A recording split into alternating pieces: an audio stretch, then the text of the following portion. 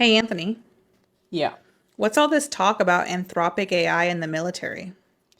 Well, on top of trying to take over elections in the US, and perhaps as another attempt to distract from the Epstein files, it seems like the Trump administration is also trying to speedrun the destruction of humanity as we know it by trying to force Anthropic, which is the company that currently controls what is arguably the world's most advanced agentic AI, to remove their safeguards from that AI that prevent it from being used for either mass surveillance or to make autonomous kill decisions when being used with military hardware.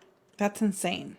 Oh, absolutely. And so Anthropic has repeatedly denied the Trump administration's request to do so. Now, as a result, the Trump administration has declared Anthropic to be a threat to national security and blacklisted them from government work despite the fact that they're already deeply entwined in many government systems already. Again, the Trump administration has declared a private, US based artificial intelligence company as a national security threat. Not because it didn't have safeguards for its AI, but because it refused to remove those safeguards and let the Trump administration use that AI to spy on and kill people en masse. Now, I'm not a fan of AI in general, and I would love to have it banned mostly from government use and certainly from the military as a whole, but that cat has left the bag already, and that's not where the Trump administration is going anyways, because they have already reportedly hired OpenAI, known most famously for ChatGPT, to replace Anthropic in government systems. And unlike Anthropic, OpenAI has already willingly agreed to all of the government's terms, so we are back to where we started, but with a worse AI, both in the technical sense and in the ethical sense.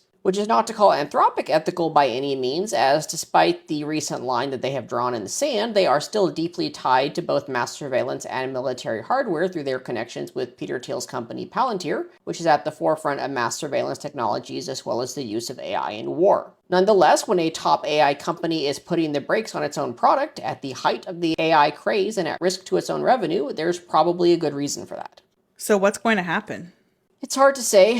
Anthropic plans to sue the Trump administration over the recent declaration, and they have big investors in their pockets, including Google and Meta, but so does OpenAI, so it's yet to be determined how this all plays out. And unfortunately, even with everything else going on right now, I do think this is something that we need to keep our eyes on, if only so that we don't end up getting rid of the Trump administration just to eventually end up with Skynet.